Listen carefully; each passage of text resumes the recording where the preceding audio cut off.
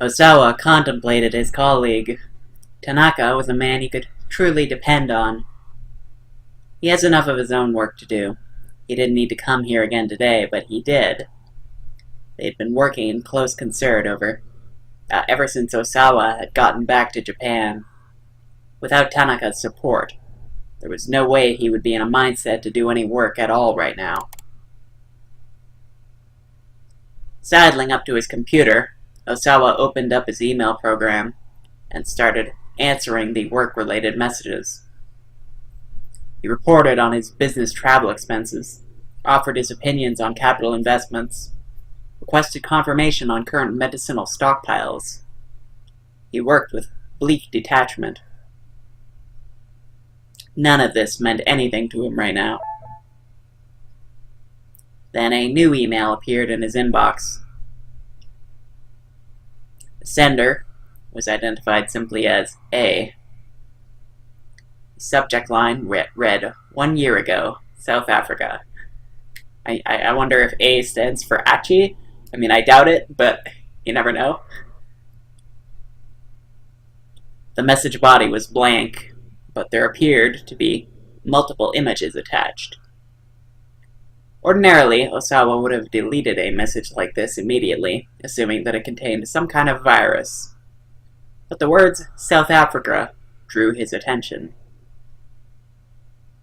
Could this possibly be related to... He couldn't help but wonder.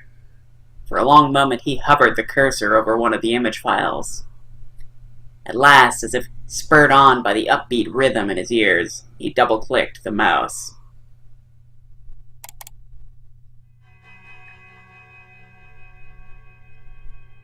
What is this?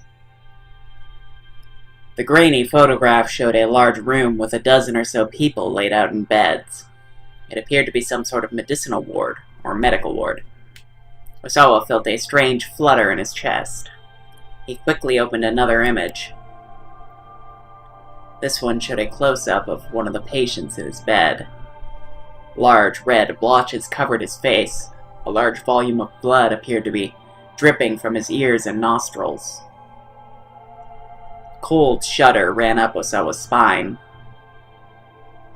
What the hell? These symptoms. Osawa opened up the remaining image files. Each new picture showed another of the patients. They all appeared to be teetering on the brink of death. There was no doubt about it. These people were infected with the UA virus. So, the UA virus belongs to the family Filoviridae, genus UA-like virus, or UA-like virus. It is a member of the same family as the Ebola virus and causes UA virus fulminant hemorrhagic fever. I wonder if this actually came out... No, this must have been added afterwards, because I'm pretty sure Ebola was something that happened after this came out, I think. I mean, I guess it could have been something that was around for a while and it was just only in the news a few years ago, but I feel like Ebola was definitely something that occurred fairly recently, like within the past few years. Whereas this came out in like 2001, I think, was it? Or something like that, originally. Anyway, it causes UA virus fulminant hemorrhagic fever. It's capable of airborne transmission, although an infected individual cannot pass on the infection before symptoms manifest. The U.S. Centers for Disease Control and Prevention have assigned the virus to Risk Group 4, their classification for the most dangerous infectious agents. Yeah, definitely sounds dangerous. But how? Questions tumbled through Osawa's mind. His fingers tapped out a quick message. He doubted he'd get a response, but he might as well try.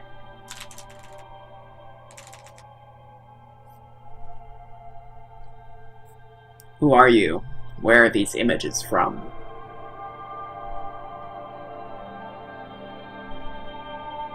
The Ua virus got its name from a Swahili word for flower. So this virus is roughly 90 nanometers to 110 nanometers in diameter, and 500 nanometers to 700 nanometers long. Because of its pronounced sickle-like shape, it is sometimes known as the sickle of death. It possesses a viral envelope, the surface of which is coated with spike-shaped protein protuberances.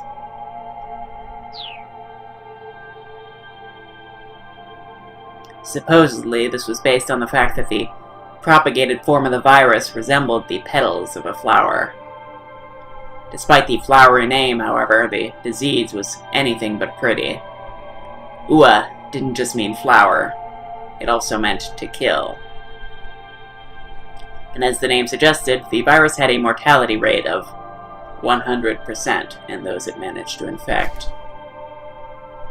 Because most details regarding the Ua virus have been suppressed, cases of Ua infection are largely unknown to the world at large.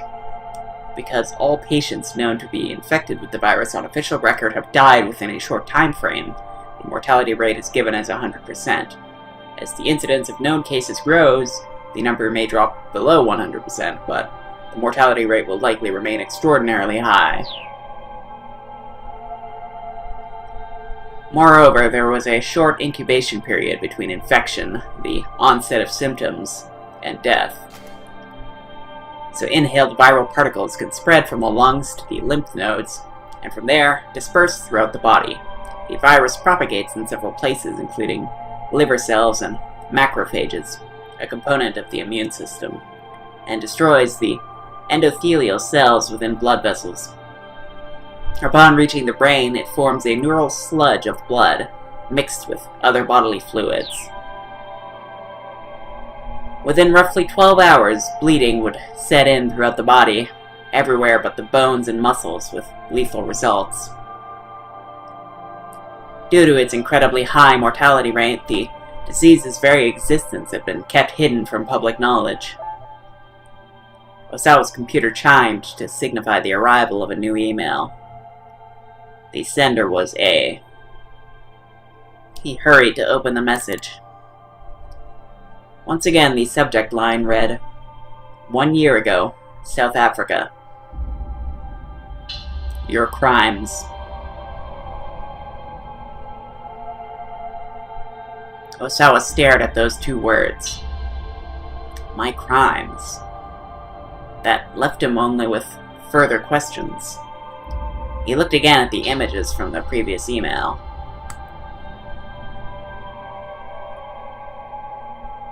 What makes any of this my crimes?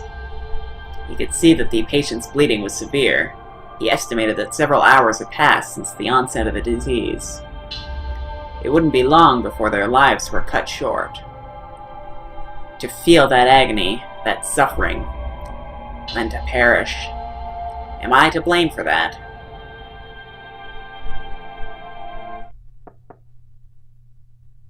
Another faint knock came at the door. Darling, do you have a moment? It was his wife, I don't see why we can't just,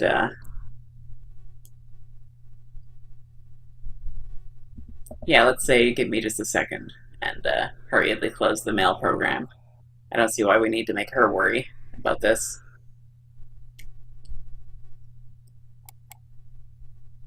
Osawa hurriedly closed the mail program. Even if this was nothing more than some sick prank, it wasn't anything he wanted his family to see. Especially not I. Alright, come in. Plus, I just feel like that's how he would act, and I feel like so far, the right choices have been acting in the way that the character would likely act.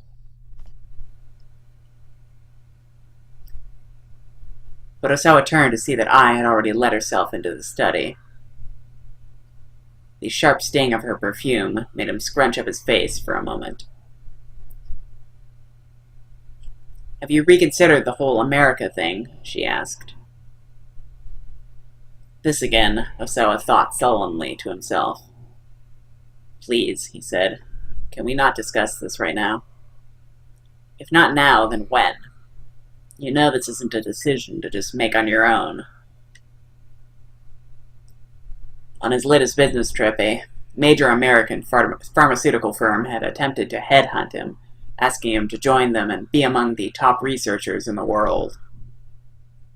The money and prestige held no interest for him, and he was reluctant to turn his back on Okoshi Pharmaceutical after his many years of service.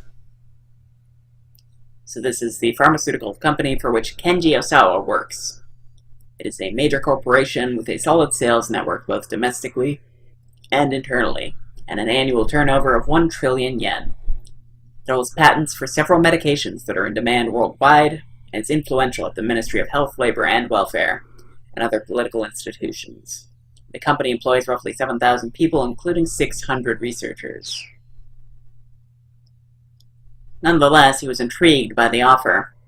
It would mean the chance to conduct his virus research in a much better funded environment. Taking the job would necessitate relocating to the US, however. When he'd mentioned the possibility of emigrating to Ai, she'd shot the idea down on the spot. Her opposition was understandable. Ai's father, Suguru Makino, was a member of Okoshi Pharmaceutical's board of directors. No way was he going to let Osawa jump ship to another company.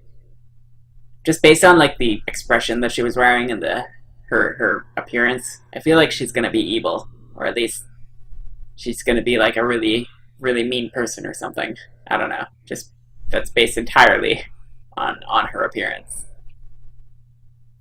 Yeah, just look at that piercing glare. Darling, please. I drew in closer to him. Think about it from my perspective. If you leave for America, what am I supposed to tell my father? He'd gotten so used to it, that grating whine of hers. Have you considered what might happen to Okoshi if you leave, dear?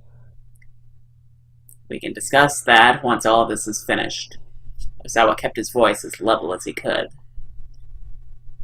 You do remember that you're a director, right? I said.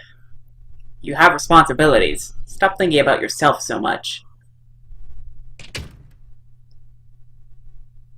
With a sour look, I turned and departed.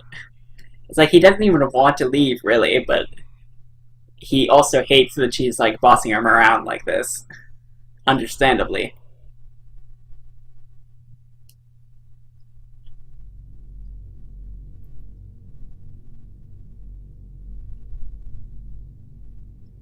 Well, he had known that moving to America would never be a simple matter, regardless of what his wife thought about it. There was another reason, however, the antiviral agent that he had developed at Okoshi. This is a therapeutic drug used to treat viral infections. Examples include the drugs used against influenza and HIV. These treatments do not eliminate the infection, rather they simply inhibit the development of the disease. There are still many issues with such drugs, including the risk that treated viruses possess or develop a resistance that makes the treatment ineffective. Academic institutions and pharmaceutical companies worldwide devote tremendous resources to further advancing the field of antiviral medicine.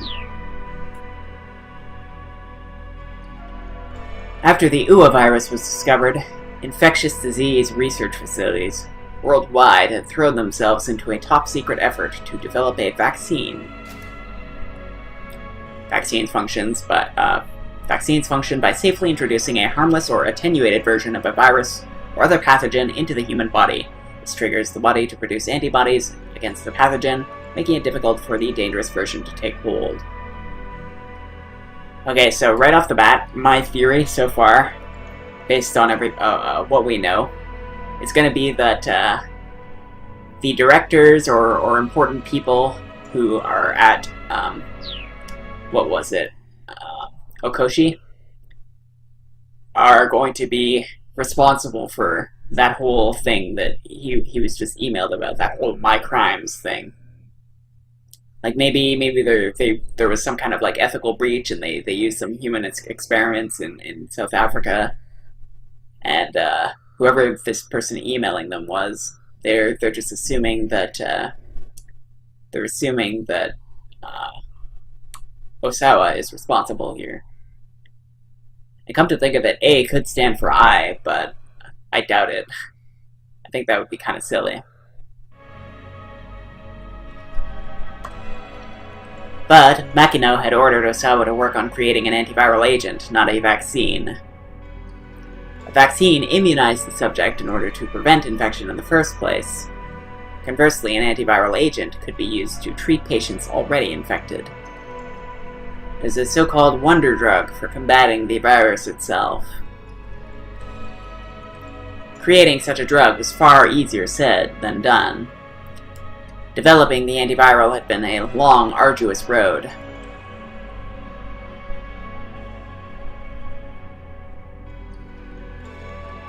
Only after years of research had Osawa's team succeeded in identifying a substance that might qualify as an antiviral agent for UA. In theory, if it was administered during the virus's initial stages, 100% recovery could be attained. Data also suggested an 80% survival rate for patients treated shortly after the onset of symptoms. But there was a fatal flaw with the new antiviral agent. The side effects on the body were unusually potent. If it was administered in amounts beyond a certain threshold, it was linked to life-threatening complications. For a time, the research was at an impasse.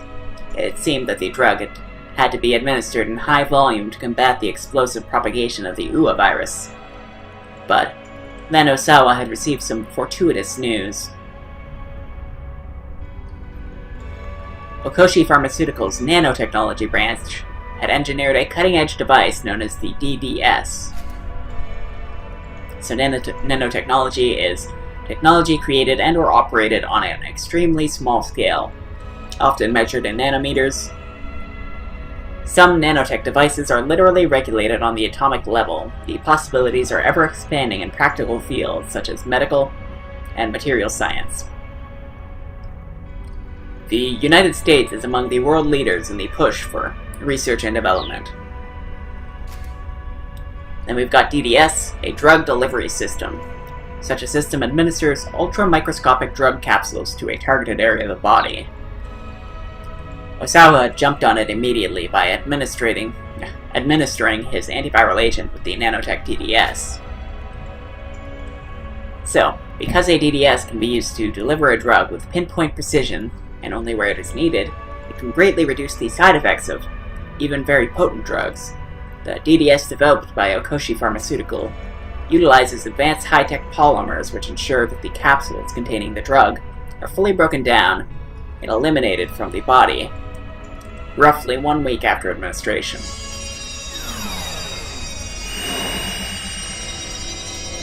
I see. It sounds pretty convenient. I wonder how realistic that is, if that's something that's actually feasible in real life or not. I mean, it's got the 428 logo, which means this is fictional, but it might be based on some kind of like technology that's in development or something. He was able to use smaller amounts of the drug to quash the UA virus with precision. The procedure was a huge success. There was a marked increase in the drug's efficacy, along with the expected decrease in adverse side effects. Whoops.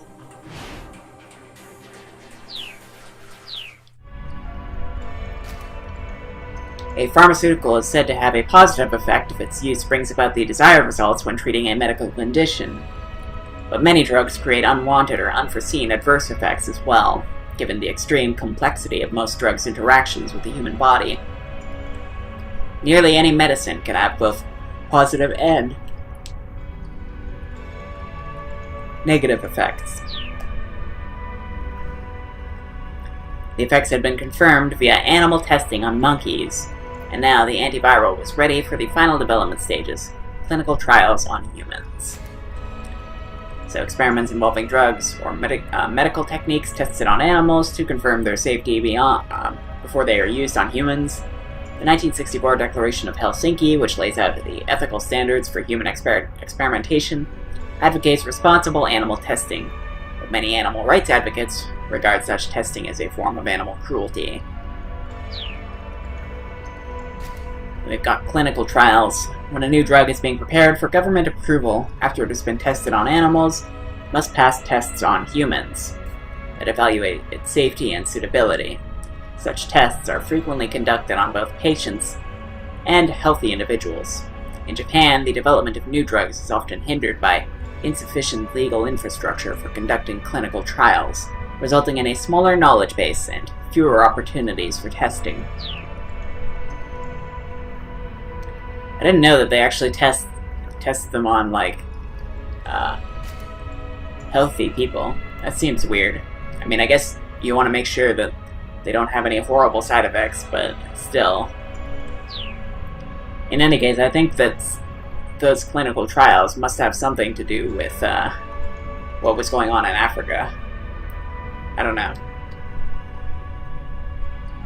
But the very existence of this new wonder drug was still a secret. No doubt Okoshi's leadership would be reluctant to see Osawa, the drug's lead researcher, transferred to another company. Still, it wasn't completely outside the realm of possibility. Once the antiviral was out of development and announced to the public, Osawa would be free and clear. For that very reason, he was loath to cause any friction over the drug right now. This anxiety only magnified his concern about the email he'd just received. Osawa called up Tanaka over the intercom. "There's something I want to show you. Could you come in here?" He needed a second opinion, and Tanaka could be relied upon. Osawa opened the door the moment Tanaka knocked. He looked around before ushering his vice director inside. "What's this about, sir?" "This." Osawa showed him one of the images. Tanaka's face went pale. "It can't be." Tanaka clearly recognized the symptoms of the Uwa virus. "Any idea what this is about?" Osawa asked. "No, sir. These images were just emailed to me. The subject line says 1 year ago, South Africa. That would put it around the same time as the most recent run of infections, wouldn't it, sir? But that information isn't..." Tanaka trailed off. Osawa nodded. "The thing I don't understand is why these pictures were sent to me." Osawa opened the other email from A. "The second message I got says that these pictures are my crimes." "I'll look into this on my end, sir," Tanaka said. He hesitated uncomfortably. "Sir, just to make sure, Are you asking about what I think you're asking about?" Osawa said. Tanaka gave a slight nod. "Understood," Osawa said. "Don't worry. I won't trouble you." "I appreciate that, sir." Visibly relieved, Tanaka left the study. I wonder what that exchange was about. I'm not sure I understand it.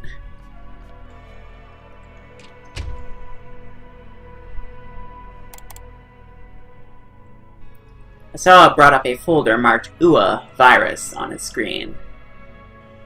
Within the folder were enlarged images of the virus itself.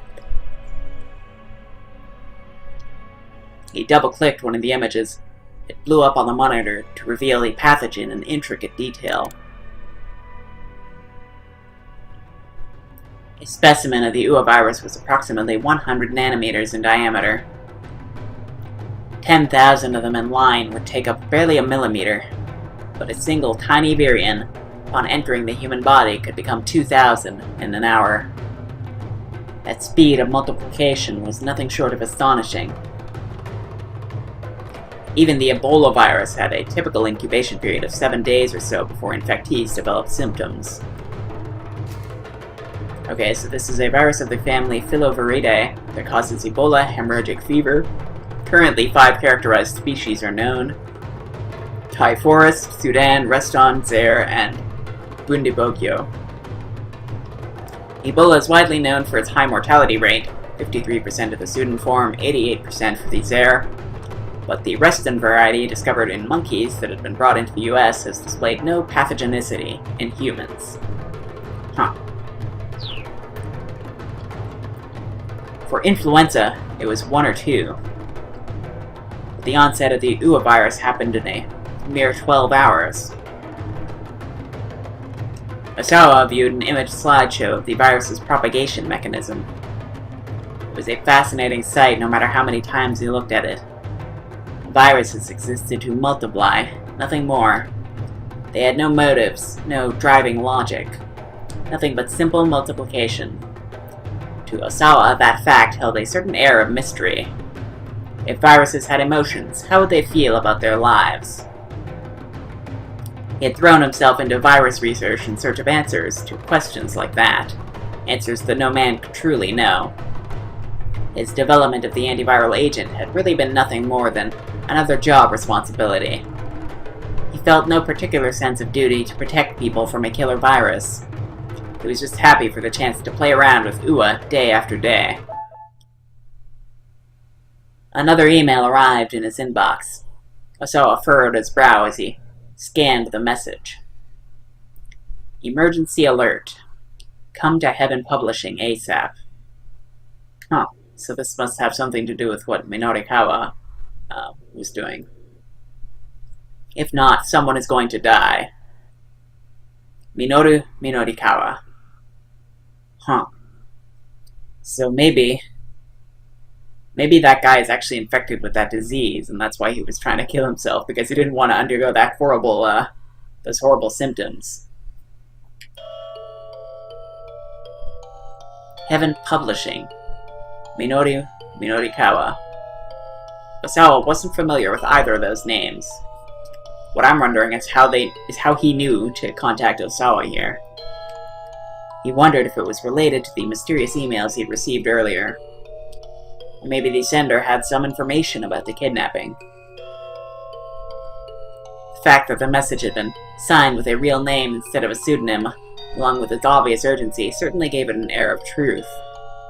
And the words, "someone is going to die," filled him with a wave of panic. Maria.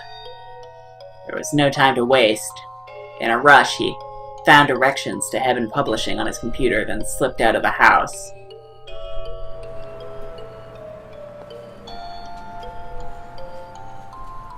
It took a good while to find his way to the multi-tenant building. The signs in front showed that Heaven Publishing occupied the 3rd and 4th floors. Osawa took the elevator to the 3rd floor. He peeked inside the offices there, only to find the entire place empty. The 4th floor was likewise deserted.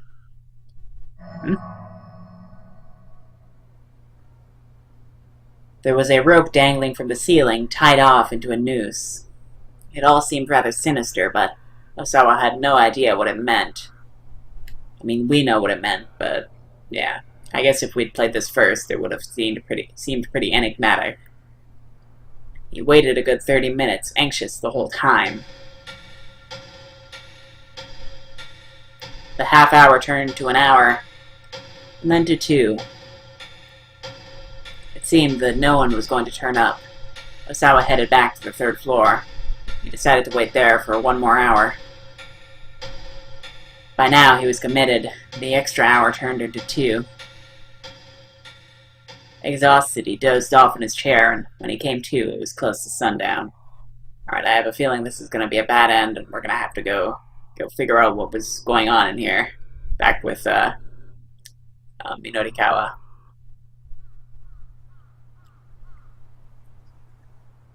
Sunset already. He gazed out the window, the haze of sleep still clinging to his mind.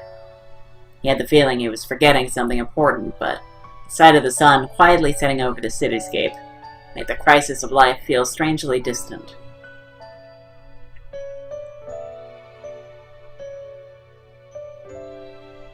The time of peace and quiet he had longed for was right here. You know, maybe that was the true end of the game all along. But let's actually go and fix that. Because I have a feeling that that's not exactly what we want. So, let's go to the time chart. The thing is, we actually need to jump here from somebody else's time, so we can't do much with him right now. So, What?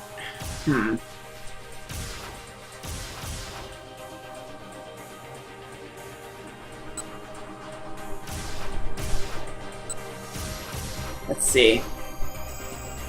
The only person...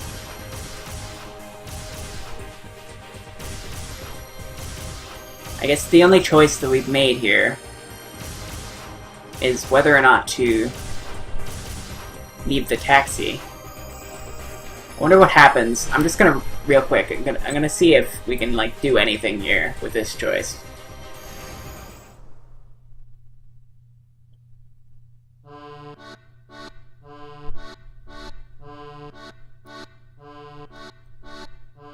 Let's try asking her to assist us. I decide to ask Chiri. Sorry, would you mind helping me pull my... Ow. I feel a dull, throbbing pain at the back of my head. Like I bumped my head somewhere, but I don't remember doing that recently. Chiri flashes me a curious look. What are you doing? She asks. I thought maybe I could at least get the head off. That ain't gonna work. The thing's attached to the body. I slump forward in defeat, face planting on the tabletop. No. Most folks would have noticed that when they put it on, you know. I think maybe she has...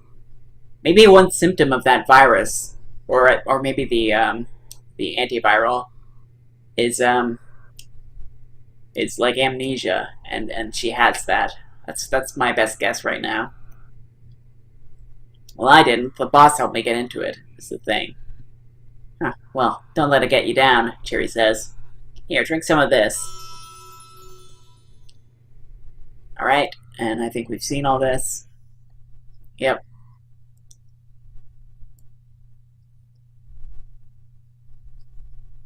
So let's head over here.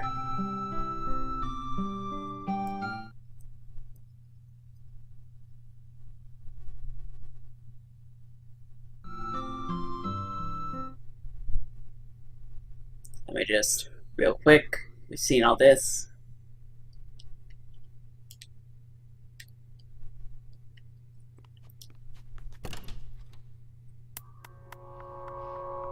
Yeah, it doesn't look like this has changed anything, so... Real quick, let's just try the last choice here. It seems pretty meaningless, but... Let's grab the head in both hands and yank it upwards with all her might.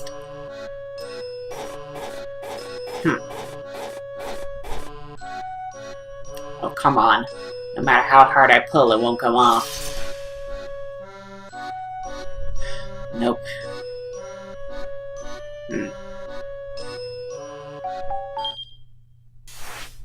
Alright, so it seems like there's nothing we can do about that.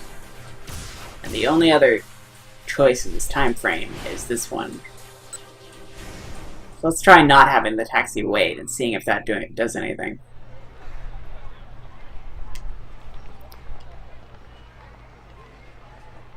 Let's say... No, I'm fine. You're a lifesaver. How much do I owe you? Minorikawa paid the fare and got out of the cab. I'm gonna swing by the train station, and if I don't get any passengers, I'll come by this way again, Kimizuka said. Taxi pulled away. Once inside, he avoided the elevator in favor of rushing up the stairs. Heaven Publishing rented out the 3rd and 4th floors. In all likelihood, Toyama would be at the editing department of the 4-star General Gossip on the 4th floor. When he got there, however, the door was locked. This is all the same. Okay, so we actually did get there in time this time. But now, next time we're going to be able to continue here. So somehow that cab not being left there was our key to saving Tama here. So let's end it there, and next time we will do that.